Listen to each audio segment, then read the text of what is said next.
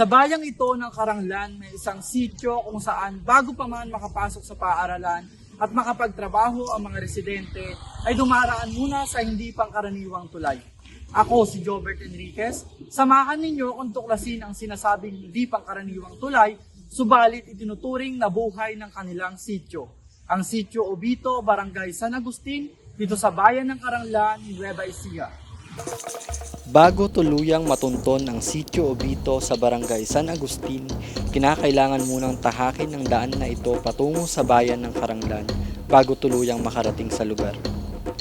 Dito sa hanging bridge na ito, araw-araw na tumutulay ang mga residente ng sityo Obito. At sa ilog naman na ito, dati itinatawid ang mga tricycle sakay-sakay ng mga balsa na gawa sa mga bayog. Ganito ang pang-araw-araw na gawin ng mga taga-sityo Obito, Barangay San Agustin upang makatawid mula sa kanilang sityo papunta sa bayan.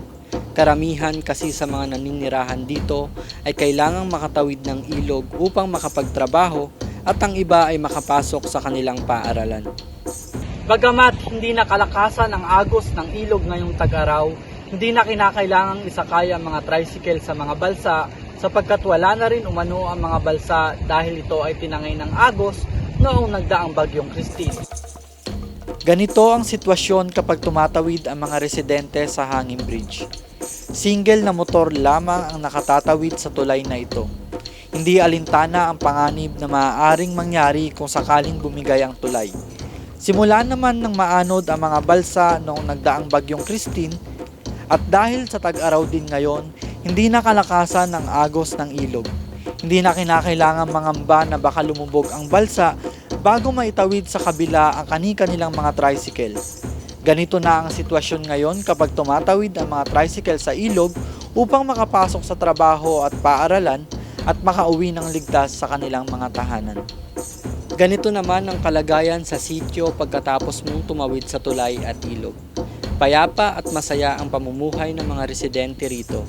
Malayo man sa bayan, masaya na umano sila sa ganitong buhay dahil hindi naman sila napag-iiwanan.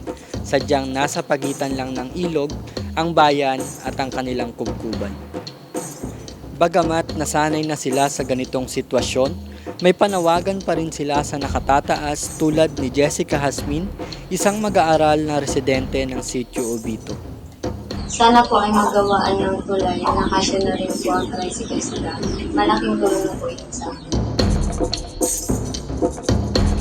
Mahirap man ang sitwasyon. Nakasanayan na ng mga residente ng sityo Obito ang ganitong mga pangyayari.